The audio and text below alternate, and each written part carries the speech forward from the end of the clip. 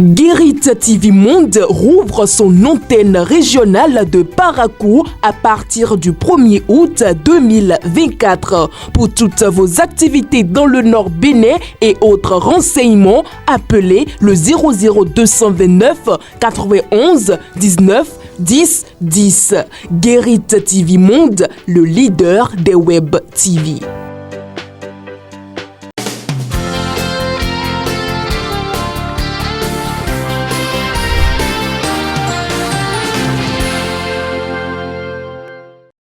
Nous sommes le 10 juillet 2024, un mercredi pas comme les autres, une journée pleine d'émotions et palpitante pour nos candidats à l'examen du baccalauréat, session de juillet 2024. Chers amis internautes, c'est le moment pour nous de vous servir votre émission matinale, le meilleur réveil. Et pour le compte d'aujourd'hui, Shamsadine Badarou est déjà sur ce plateau pour le premier petit plat, c'est-à-dire bien la rubrique la revue des titres. C'est tout de suite avec Shamsi Badarou. Bonjour. Bonjour Latifat Korenou, amis internautes de Guérit TV Monde. Bonjour et bienvenue dans la une de la presse. Ce matin, c'est le quotidien de Raoul Oussounou, Nord-Sud quotidien, qui plante le décor avec sa manchette « Certains funéraires ». Tout comprendre de la réforme, toujours avec le journal de Raoul Oussounou, d'Anéro, Togo et à Grand Popo, Bénin, une vraie réconciliation avec la mer. On poursuit ce matin avec décryptage info, développement durable, repenser la gestion des migrations irrégulières en provenance d'Afrique. On reste toujours avec le quotidien décryptage info pour parler de la promotion du sport à Cotonou et le journal titre Luc Setondier à Tropo lance un nouveau projet. Bénin intelligent, certains funéraires, la grande toilette. L'autre quotidien, baccalauréat, session de juin 2024, les résultats disponibles dès ce jour. L'autre quotidien s'en va et cède sa place à Fraternité, le quotidien de Ménetin, certains funéraires au Bénin, des réformes oui, l'application surtout. Le matinal à présent, réglementation du secteur funéraire au Bénin, ce que prescrit le nouveau décret. L'inhumation officielle à 30 jours après décès, la fabrication des cercueils réglementée, la crémation désormais possible à condition. Lutte contre la dégradation des terres agricoles, risque, incertitude et solutions au Bénin. Retrouvez cet article à la page 3 du quotidien de Dundee dans sa livraison de ce matin. Le potentiel, le quotidien de Adrien Atipator, titre en manchette ce matin, arraisonnement de camions chargés de ferraille et soupçons d'abus de fonction et détournement de marchandises. Criette, le receveur des douanes de Ketou devant le procureur demain. Marouf Mora est poursuivi par 3 Nigériens propriétaires des camions. La justice aux trousses aussi des agents de la société Fabri Metal où les camions ont été convoyés. On poursuit ce matin avec un autre quotidien béninois. Juste après le potentiel, on retrouve donc l'événement précis, réforme dans le secteur funéraire, morgue et obsèques. Voici les nouvelles conditions imposées. Au plus 30 jours pour inhumer toute personne décédée. Et on reste toujours avec le quotidien, l'événement précis pour parler de la nomination des doigts locaux du secteur des médias et le Soglo, voilà, Soglo salue l'avènement d'un journaliste à la tête de la HAC. Matin libre pour terminer ce matin, Latifat Kowenou, fête de l'indépendance, grâce présidentielle 2024, comme en 2023, s'interroge mon confrère du quotidien de Batito, urgence de désengorger les prisons. Voilà ce qu'on peut retenir ce matin, Latifat Korenou, en ce qui concerne la une de la presse. Et vous restez avec nous pour la présentation de l'actualité du matin. Un décret fixe désormais un mois maximum de conservation des cadavres à la morgue.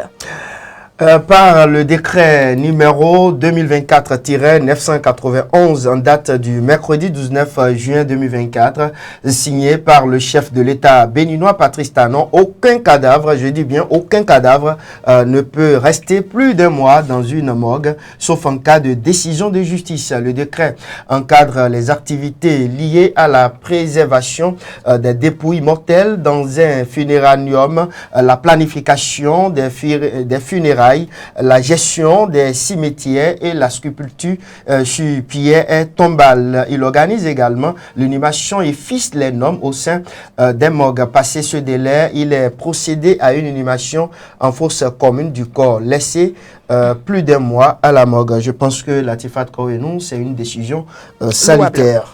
Sortie frauduleuse de Kajou, 11 camions ont été interceptés à Banté.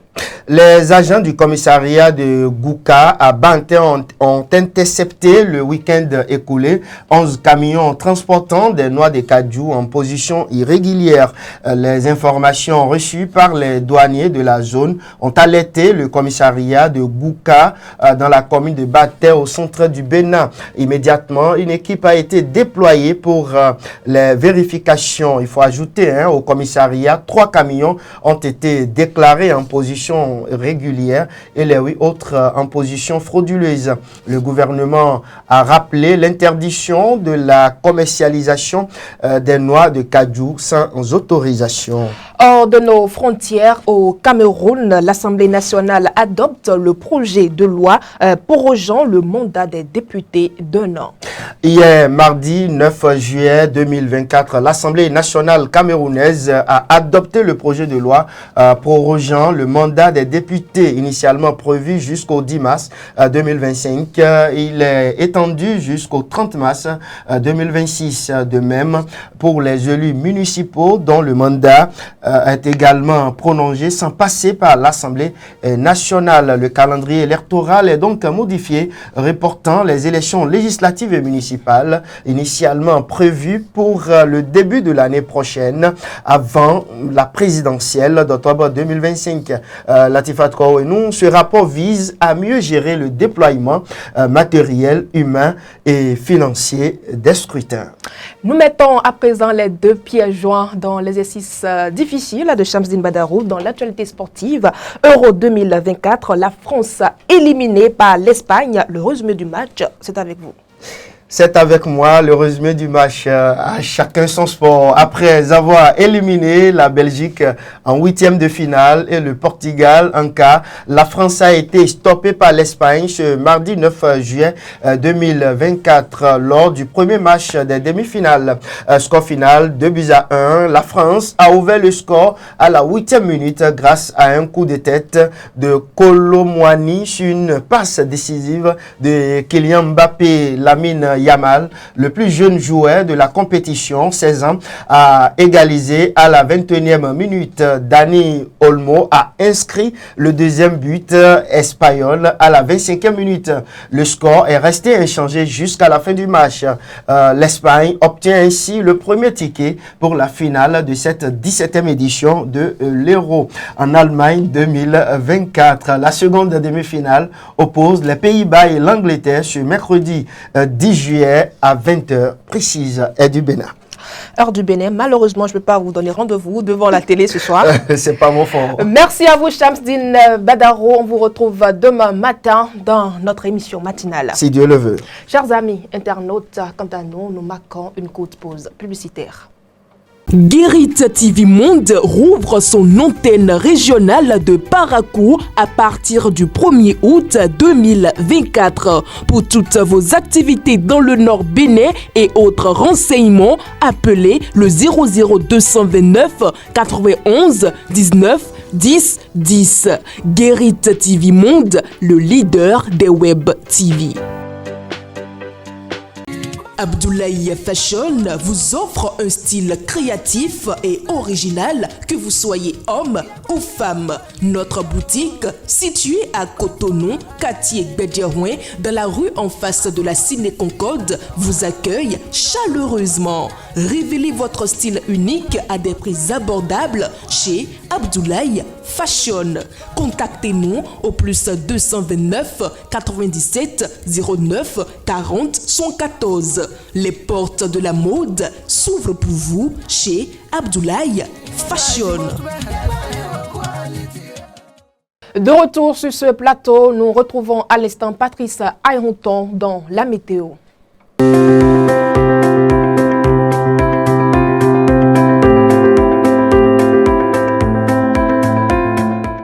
Ciel très nuageux avec possibilité de foyer orageux. Amis de Guérit TV Monde, bonjour. Voici la page météorologique de ce mercredi 10 juillet 2024 dans la ville capitale. Ce matin à Port-Nouveau, la température sera de 24 degrés Celsius et le vent oscillera dans les alentours de 20 km par heure. Dans l'après-midi, nous aurons un développement d'orage et quelques averses par endroit. La température dans l'après-midi à Port-Nouveau sera de 27 degrés Celsius et un vent qui oscillera dans les alentours de 25 km par heure. Un ciel très nuageux avec possibilité de foyer orageux dans la soirée à Port-Nouveau. La température de la soirée sera de 25 degrés Celsius et un vent qui oscillera dans les alentours de 25 km par heure. Toute la nuit, nous aurons un ciel très nuageux avec possibilité de foyer orageux. Quelques averses par endroit. La température cette nuit à Port-Nouveau sera de 24 degrés Celsius et un vent qui oscillera dans les alentours de 25 km par heure. Nous devons retenir qu'aujourd'hui à Port-Nouveau, le temps se dégradera en devenant de plus en plus instable. Les températures varieront entre 24 et 27 degrés Celsius au cours de cette même journée. Excellente suite de journée à tous.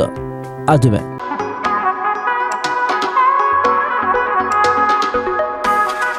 Makila, film fiction de Ma Chérie et quoi de la RDC, le programme cinématographique à prendre demain soir, jeudi 11 juillet 2024 à l'espace Mayton à 19h00.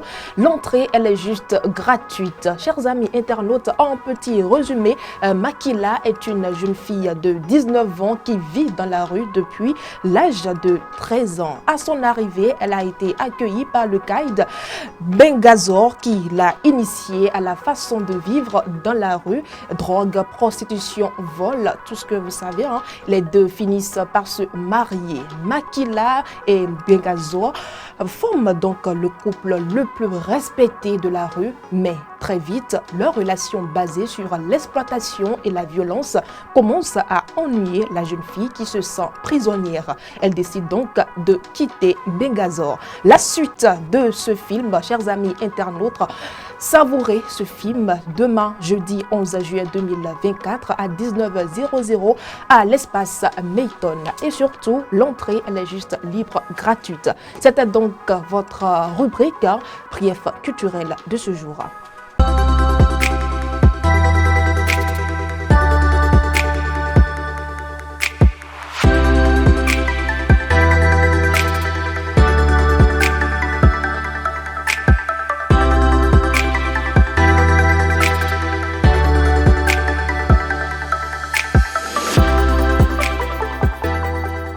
La rubrique santé et bien-être, c'est tout de suite et maintenant avec Fauzia Sifou.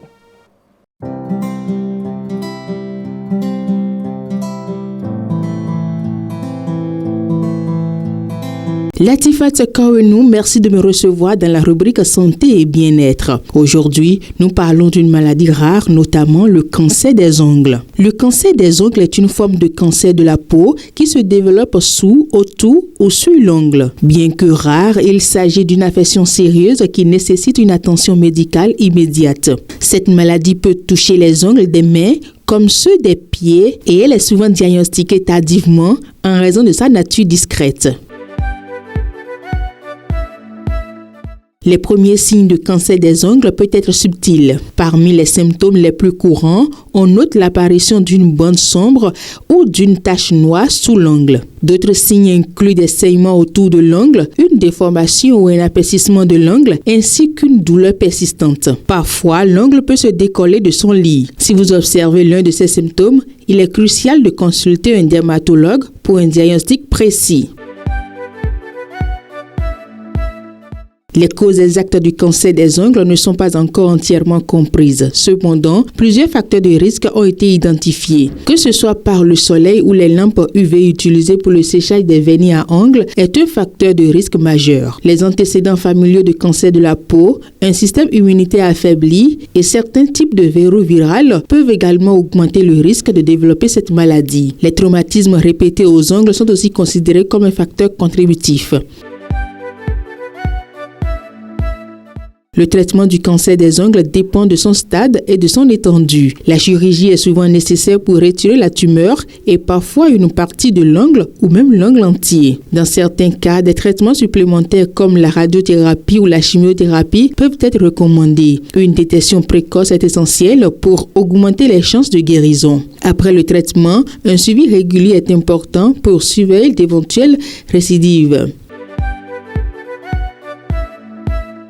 Bien qu'il n'existe pas de régime spécifique pour prévenir ou traiter le cancer des ongles, certains aliments sont à éviter pour maintenir une bonne santé générale et un système immunitaire fort. Les aliments riches en sucre et en graisses saturées, comme les produits transformés et les fast-foods, peuvent affaiblir le système immunitaire. Il est également conseillé de limiter la consommation d'alcool et de tabac car ils peuvent augmenter le risque de développer différents types de cancers. Adopter une alimentation riche en fruits, légumes, protéines maigres et grains entiers est recommandé pour soutenir la santé globale. En conclusion, il faut juste retenir que bien que le cancer des ongles soit rare, il est important de rester vigilant face aux symptômes inhabituels et de consulter un professionnel de la santé en cas de doute.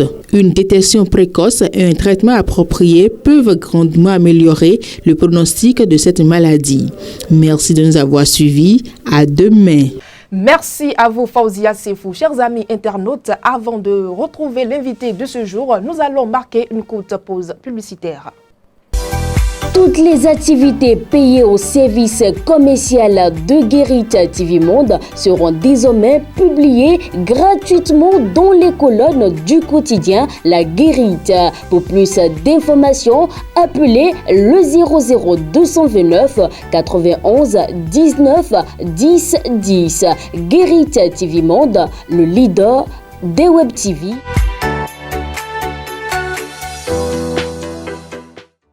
Guérit TV Monde rouvre son antenne régionale de Parakou à partir du 1er août 2024. Pour toutes vos activités dans le Nord Bénin et autres renseignements, appelez le 00229 91 19 10 10. Guérit TV Monde, le leader des Web TV.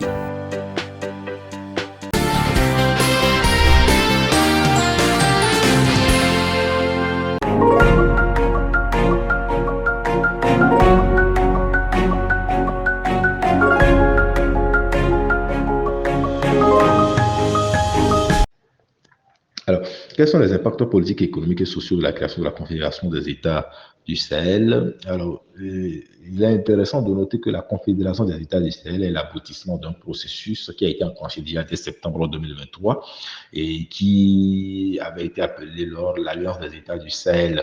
Alors, l'Alliance des États du Sahel regroupe 3 pays, le Niger, le Burkina Faso et le Mali. La Confédération des États du Sahel regroupe ces 3 différents États. Alors, l'objectif principal d'une confédération, c'est déjà qu'il est important de savoir que ce type d'organisation est une union d'États qui sont la plupart du temps indépendants et qui, par un ou plusieurs traités, s'entendent pour déléguer un certain nombre de compétences régaliennes à des organes communs. L'une des confédérations les plus connues dans le monde est sans doute la Confédération suisse. Ceci dit, donc, on obtiendra une plus grande intégration politique et une plus grande intégration économique, une plus grande intégration sociale. Ceci dit, il y a quelques chiffres qui permettent de comprendre ce dont il s'agit. Lorsque vous prenez la superficie de ces 3 États, ça fait globalement 2 700 000 km², ce qui en fait une véritable puissance. Disons la 9e puissance d'un point de vue de la superficie. Et puis, au niveau de la population, ça fait globalement 110 millions d'habitants, ce qui constitue un véritable marché intérieur. Et puis, ce sont des pays qui partagent un certain nombre de similitudes. Et vous avez le PIB par habitant qui est de 729 dollars en 2021 au niveau du Burkina Faso, 986 dollars au niveau du Mali, 372 dollars au niveau du Niger, qui est l'un des pays les plus pauvres du monde. La croissance du PIB est également autour de 5,4% au niveau du Burkina Faso, 5,1% au niveau du Mali, 5,8% au niveau du Niger. Il faut noter que ces trois pays vont connaître une augmentation de la croissance de leur PIB. Pour le Niger, par exemple, ce sera de l'ordre de 7 à 10% pour le compte de l'année 2024. Les secteurs économiques principaux sont pratiquement les mêmes pour ces trois pays, l'agriculture, les mines, les services. Pour le Burkina Faso, l'agriculture, les services et les industries pour le Mali, l'agriculture, l'élevage et l'industrie minière pour le Niger. Le taux d'alphabétisation est également de l'ordre de 37,5% pour le Burkina Faso, 35,6% pour le Mali et 19,1% pour le Niger. L'espérance de vie est également pratiquement similaire, il est de 61,9 pour le Burkina Faso, 60,5 pour le Mali, 62,7 pour le Niger. Donc, globalement, nous avons des pays qui partagent les mêmes réalités sociales, économiques et politiques, ce qui permet quand même d'harmoniser les politiques un peu plus rapidement et de peser sur la scène sous-régionale. Donc, d'un point de vue politique déjà, ils pourront parler d'une seule voix dans le concert des nations. Et là, on va beaucoup plus observer cette harmonisation sur le niveau de leur politique étrangère. Il s'agit de trois pays qui sont alliés sur la Russie désormais, mais qui estiment qu'ils n'ont pas de problème avec les pays occidentaux et que ces derniers doivent plutôt s'aligner sur leur politique et non leur donner de leçons. En matière de relations internationales, cela est tout à fait normal. Au niveau économique, à travers les chiffres que je viens de numérer, vous pouvez remarquer que nous avons plutôt des pays qui partagent les mêmes réalités économiques. Vous voyez, leur activité, leur secteur, plutôt l'ensemble des secteurs qui contribuent à leur PIB tourne autour de l'agriculture, des mines, de l'industrie, des services, mais qui sont des secteurs qui connaissent un sous-développement très important qu'il faut développer et dans des secteurs dans lesquels il faut harmoniser les politiques économiques pour pouvoir davantage les dynamiser.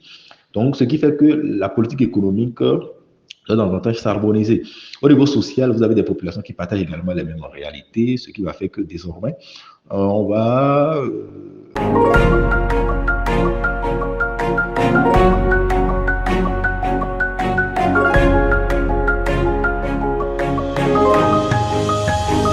Et les trois pays se sont entendus pour dire que leur décision est irréversible. Et aujourd'hui, l'Alliance des États du Sahel, qui sont désormais une confédération, constitue non pas une organisation rivale à la CEDEAO, mais plutôt mettre la pression sur cette organisation dans la mesure où elle doit davantage mener un certain nombre de réformes qui doivent désormais être en synergie avec la volonté populaire. Puisque ce qui a occasionné le départ de ces trois États, c'est davantage leurs politiques et qui ne sont pas trop en accord avec la volonté populaire. Et c'est pourquoi la plupart des putschs qu'on observe dans la sous-région sont plutôt très bien soutenus et n'encaissent pas de mort, comparativement aux coups d'État institutionnels qui souvent causent d'énormes dégâts.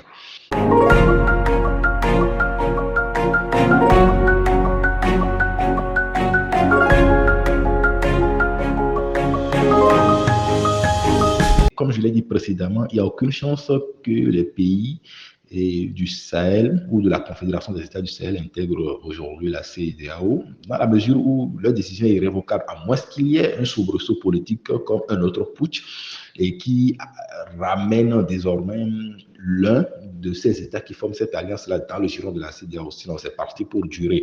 Alors, les présidents sénégalais et togolais ont observé davantage de présidents togolais une certaine neutralité lors de la crise post-putsch au Niger, ce qui fait que ils ont davantage de crédibilité à pouvoir négocier avec les autorités des États du Sahel. Mais cette médiation n'est pas gagnée d'avance et voit l'échec. Ce qu'on va observer, c'est une concurrence entre les États côtiers pour pouvoir avoir le marché sous-régional au niveau de l'Alliance des États du Sahel. Et on l'a vu déjà entre le Togo et le Bénin. Lorsqu'il s'agit d'accès côtier, le Togo a privilégié ses intérêts au détriment du Bénin qui a appliqué les sanctions de la CEDEAO.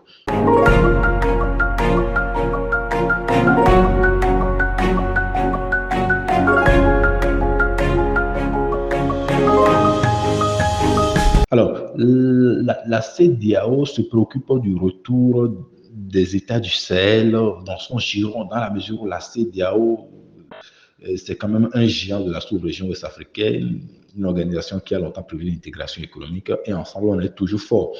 Et le fait que ce sont 11 millions d'habitants, près de 3 millions de kilomètres carrés face à sécession, fait que l'organisation est fragilisée.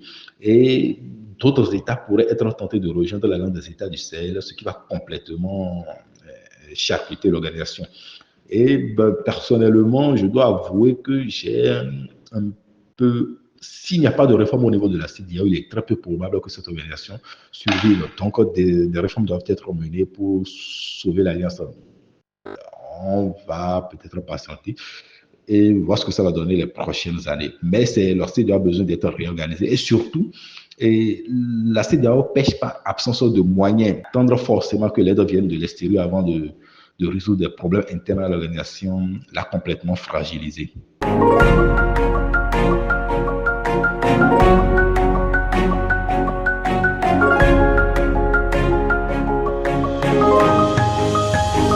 Il n'y a plus intérêt à utiliser un conditionnel ou un futur, etc., pour parler du retrait de l'AES ou de la CEDEAO. Ce retrait est complètement acté et les conséquences vont se sentir des deux côtés de chaque organisation, de l'autre côté la Confédération et du côté côtier globalement, l'organisation économique.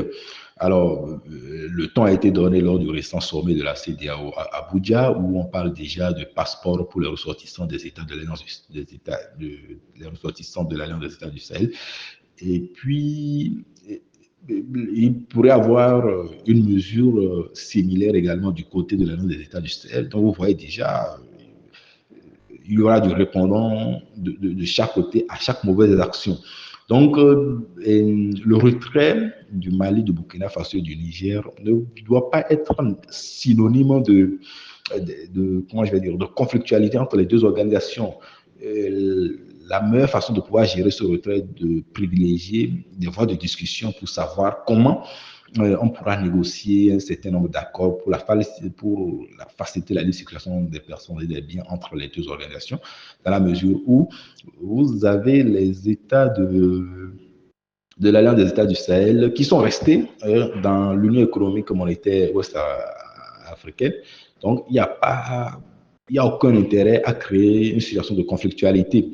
Toutefois, le retrait de Burkina Faso, du Mali et du Niger de la CEDEAO va créer de nombreux problèmes au niveau de la circulation des personnes et des biens, au niveau de l'ensemble des projets. On parle de 500 millions de dollars de projets communautaires qui ont pris un coup. Donc, il va y avoir de nombreuses négociations pour qu'il n'y ait pas trop de grabuge. Aujourd'hui, l'important n'est pas de forcer le retour des trois pays dans la CEDEAO. Non, ça, ce sera contre-productif. Il faut négocier pour que les deux organisations puissent coopérer ensemble. Et puis, le Bénin a davantage plus intérêt à jouer sa partition pour ne pas perdre complètement le marché nigérien, qui est le premier acteur au niveau du secteur portuaire béninois. Donc, c'est ce qu'on peut dire à ce niveau.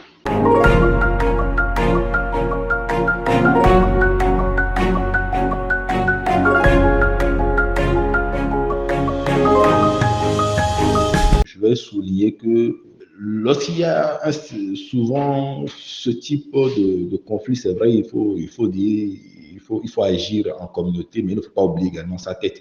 Donc, je le répète encore, le Bénin doit jouer sa partition en se mettant en tête qu'elle doit bénéficier de cet important marché de 111 millions d'habitants. Et il s'agira d'améliorer nos infrastructures routières, de mettre en place un cadre d'investissement beaucoup plus avantageux, etc.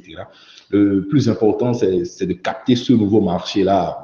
Il n'y a pas intérêt à se mettre à dos le Niger, le Mali, le Burkina Faso à la fois. Non?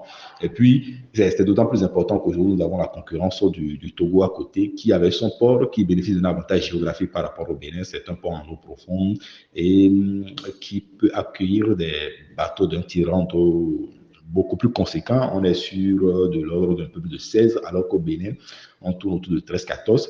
C'est un concurrent à côté du port autonome de Cotonou et nous devons mettre en place toutes les mesures possibles pour que l'activité économique du Niger au Bénin ne puisse pas s'estomper du fait pas d'une mauvaise politique étrangère, mais du fait de mauvaises décisions qui entre-temps, nous auraient impacté.